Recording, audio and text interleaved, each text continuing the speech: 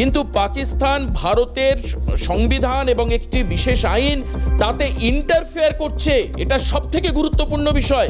পাকিস্তানের অর্থনৈতিক হাল হকিকত আপনারা জানেন, পাকিস্তানের রাজনৈতিক ডামাডোল আপনারা জানেন, কিন্তু পাকিস্তান ইন্টারফেয়ার করছে ভারতের একটি নতুন আইন, যেটা কবে হলো সংশোধনী আইন, ওয়াকফ সংশোধনী আইন 2025 সালে।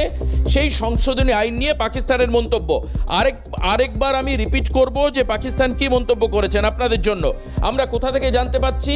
ডন পত্রিকা, বহুল প্রচারিত পাকিস্তানের একটি পত্রিকা, সেখানে 11 তারিখের আর্টিকেলে উল্লেখ করা হচ্ছে ভারতীয় মুসলিমদের মসজিদ মাজার সহ তাদের সম্পত্তি থেকে উচ্ছেদ করবার চেষ্টা জন্য এই আইন করা হয়েছে, আইন প্রণয়ন করা হয়েছে।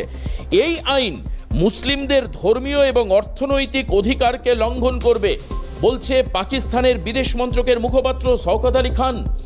মানে এটা এই মুহূর্তে 4টে চতুষ্কোণে আলোচনা করতে হচ্ছে আমাকে যে পাকিস্তান ভারতবর্ষের মতো একটি অন্যতম সর্ববৃহৎ গণতান্ত্রিক দেশের যে কনস্টিটিউশনাল স্ট্রাকচার, যে ল, তার উপরে কথা বলছে।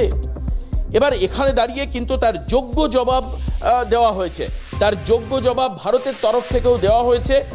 সেটা কি? সেটা হচ্ছে খুব পরিষ্কারভাবে বলা হচ্ছে, রণধীর জয়সওয়াল যিনি বিদেশ মন্ত্রকের মুখপাত্র, আমরা স্ক্রিন করার চেষ্টা করব একবার আপনাদের জন্য। সেখানে বলা হচ্ছে যেটা অত্যন্ত নক্কারজনক ঘটনা, যেখানে অভ্যন্তরীণ বিষয়ে পাকিস্তানের মন্তব্য করবার কোনো অধিকার নেই, অর্থাৎ লিগ্যাল কোনো স্টেপ এই ক্ষেত্রে ভারত বা নেবে কিনা, বা পরবর্তী সময় তার অ্যাকশন কি হবে এটা আমরা জানি না, বা রিটেলিয়েশন কি হবে সেটাও আমরা জানি না। কিন্তু পরিষ্কার মন্তব্য, পাকিস্তানের যে এই উদ্ধৃতি, বিদেশ মন্ত্রকের তরফ থেকে যে উদ্ধৃতি, তার জবাব দেওয়া হচ্ছে।